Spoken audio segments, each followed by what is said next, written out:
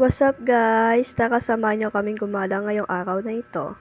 So, naglalakad na po kami dito dahil sasakay po kami ng jeep. Dapat pagka-taxi kami pero wala kami pera.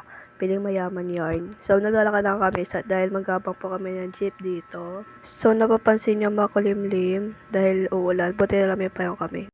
Nakakita ng camera, ayun, dumila. Tawa siya sa ginagawa niya, kala mo nakakatawa. So, may jeep doon. Kita niyo naman, may mata naman kayo, di ba? Dito na nag-aantay na kami ng jeep. Nagtanong na siya kung magkano, pero ako naman talaga magbabayad. So, nakababa na po kami ng jeep at siya po may hawak ng camera. Sobrang gulo, kasing gulo ng buhay niya. At ganap na ganap si bakla sa pagka-0.5 ng cellphone ko. Ganda na langit, for the vlog. Kala mo naman sikat. Pasikat lang yan, dumidila po siya, kala mo naman talaga. Mukha si Ryan So, nag-usap na kami kung tatawid ba kami o hindi. Dahil wala po kami nakikitang tumatawid, so laglakad na kami onte. Napapansin nyo, sobrang init, tas walang hangin. Sobrang init talaga compared sa pinanggalingan namin makulimlim, tas maulap, tas mahangin. Dito sobrang init talaga, di ko alam kung bakit. Tapos lobat pa yung mga dala naming electric fan. Anong silbi nito guys? So nakatawid na po kami dahil may kasabay po kami tumatawid. So pakit na po kami sa LRT station. So ako yung nagbibideo. Malamang sino ba dapat? Ako lang, di ba? Ganap na ganap yung pagka-video ko dahil walang tao talaga. And then suddenly, pag-akyat namin,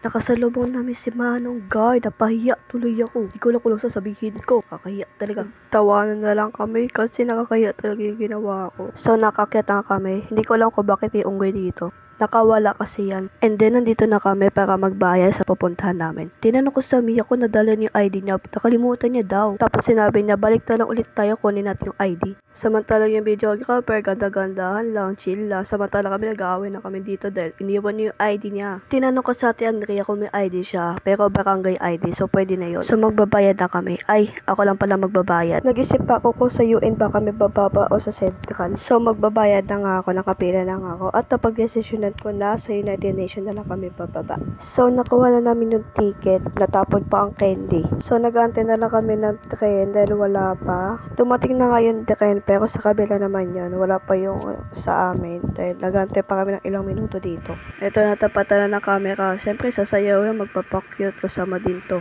And ayun, after na mahaba-habang biyahe, nakababa na po kami. Nakababa na po kami sa United Nations. Naglalakad na lang po kami dito. Parang mali yung nilakaran namin pero wala tayong magagawa. Tinuloy na namin yan. Yung saya-saya nyo. So, pinas-forward ko na dahil ang tatagal nila lumakad. Maski rin ako. So, nakababa na po kami. Pagbaba namin, may nakaabang sa amin. Lalaki siya, inaaya kaming sumakay sa tricycle niya. Tumanggi ako kasi alam ko na may pupuntahan namin at madali naman ito lakarin. So, nakababa na po kami. Ako pamilyar sa lugar na pinuntahan ko. So, naglakad ulit kami para sakaling alam ko na yung lugar. Lugar sa pupuntahan namin museum. Tinitignan ko yung paligid baka sakaling alam ko na yung lugar para hindi na kami sumakay ng tricycle or jeep. Pero wala talaga. Hindi ko talaga alam ang lugar.